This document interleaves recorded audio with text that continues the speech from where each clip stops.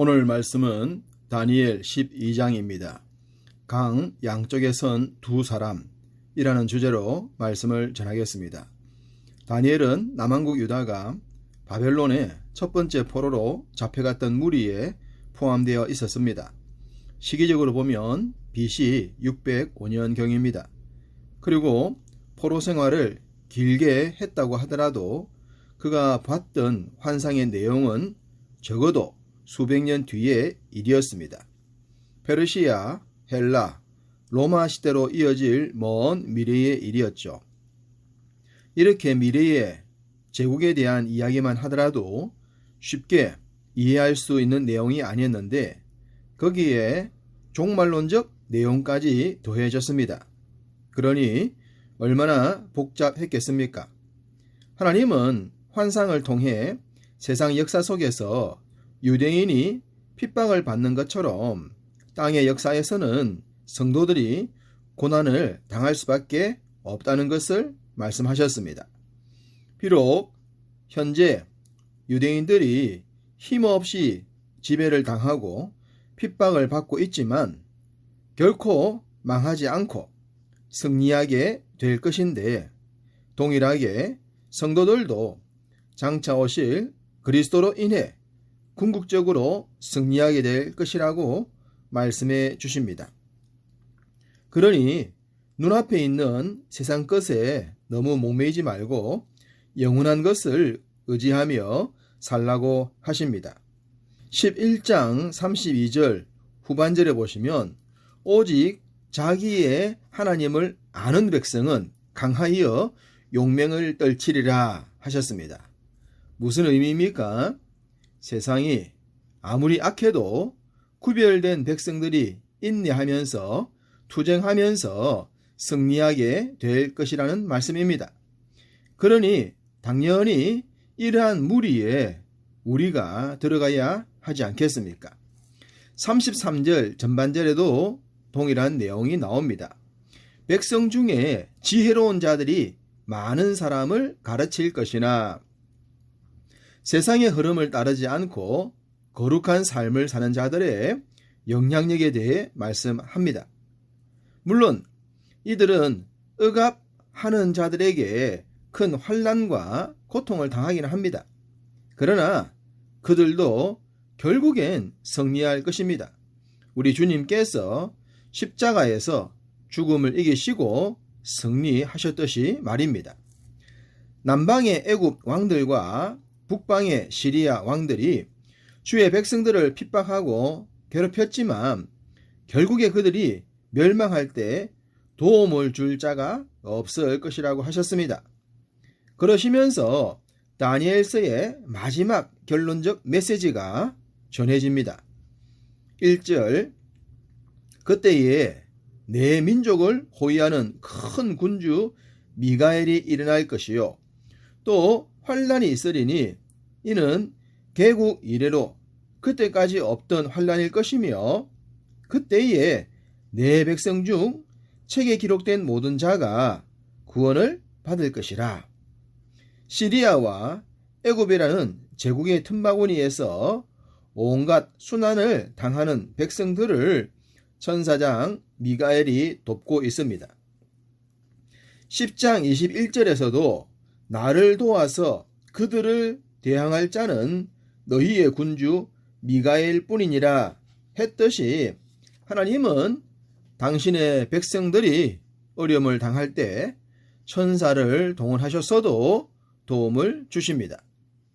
계속해서 1절에 개국 이래 최고의 큰 환난이 있을 것이라고 했고 그 환난 중에서 책에 기록된 자가 구원을 얻을 것이라고 합니다. 그렇다면 이 책은 무슨 책이겠습니까?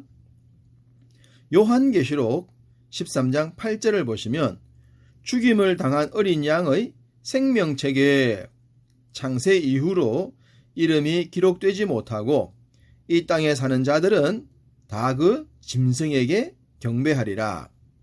생명책에 기록된 자들은 영생을 누리게 될 것이고 그렇지 못한 자는 영원한 심판을 받지 않겠습니까? 우리가 문제 많은 이 세상을 살면서도 낙심하지 않게 되는 비결이 여기에 있는 것입니다. 이 확신이 오늘도 우리를 승리로 이끄실 줄 믿습니다. 2절, 땅의 티끌 가운데서 자는 자 중에서 많은 사람이 깨어나 영생을 받는 자도 있겠고 수치를 당하여서 영원히 부끄러움을 당할 자도 있을 것이며, 땅의 티끌 곧 죽음의 자리에서 일어나 영생을 얻을 자가 있고 수치를 당하는 자도 있다고 합니다. 이 말씀은 육신의 죽음이 끝이 아니라는 말씀입니다.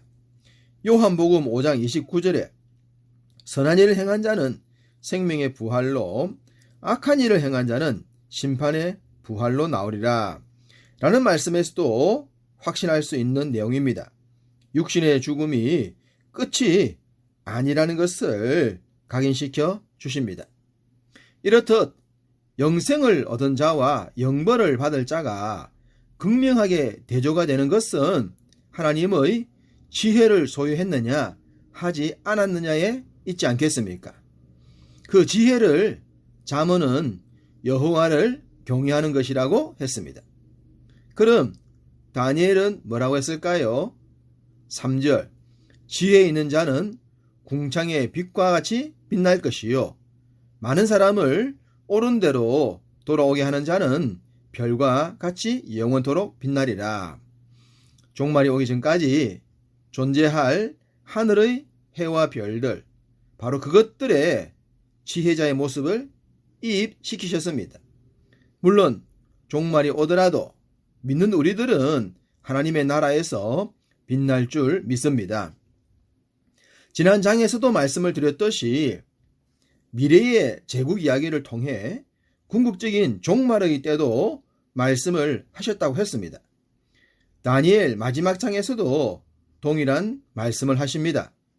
4절, 다니엘아, 마지막 때까지 이 말을 간수하고 이 글을 봉함하라.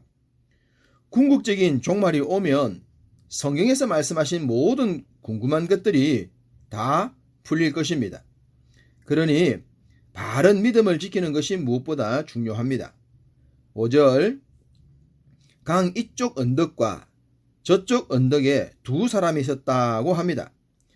다니엘은 세마포를 입은 한쪽의 사람에게 이 큰 환란이 언제 끝이 나겠느냐라고 물었습니다. 그러자 7절에 한때, 두때, 반때가 지나야 된다고 합니다.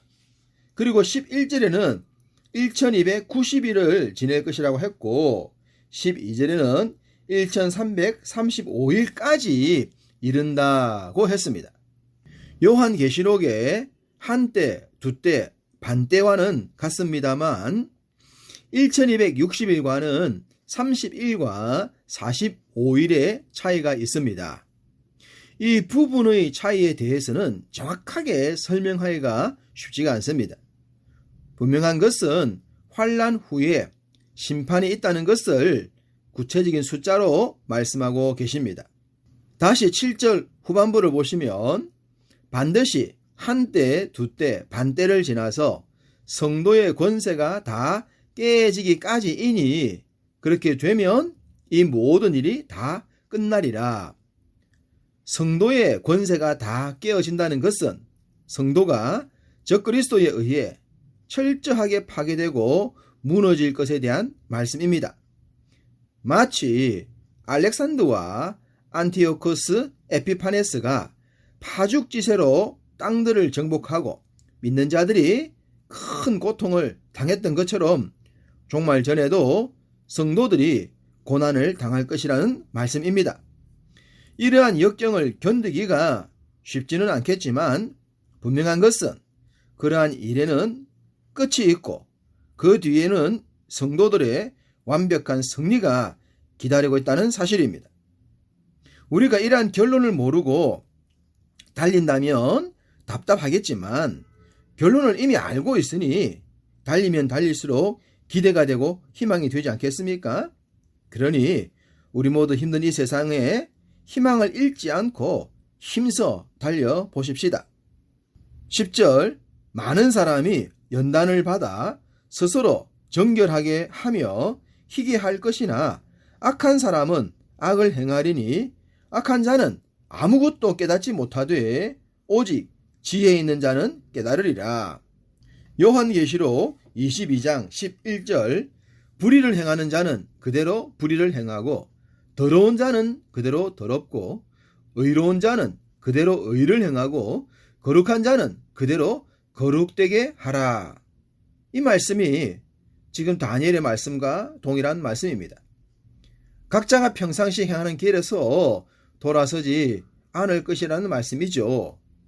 그렇기 때문에 우리는 지금 현재 내가 살아가는 이 시간, 이 자리에, 이 장소에서 흔들리지 않는 믿음의 길을 가야 하는 것입니다. 그래야 어느 때에 어떤 종말의 때가 오더라도 믿음의 길을 끝까지 준수할 수 있고 거룩한 나라, 궁극적인 나라에 들어가게 될 것입니다. 육신의 삶을 살아갈 때 무엇을 위해 살 것인가에 대한 지혜와 분별력, 우리에게는 반드시 필요합니다. 세상은 세상 지혜로 부와 명예를 추구하지만 우리는 정의와 공의를 추구해야 합니다. 주의 말씀의 가르침이 바로 그러하기 때문입니다. 다니엘은 평생 포로로 살았지만 승리하는 삶을 살았습니다. 동일하게 여러분의 매일의 삶과 남은 삶 전체가 어떤 역경과 어려움이 있더라도 승리하는 삶을 사시기를 주님의 이름으로 축복합니다.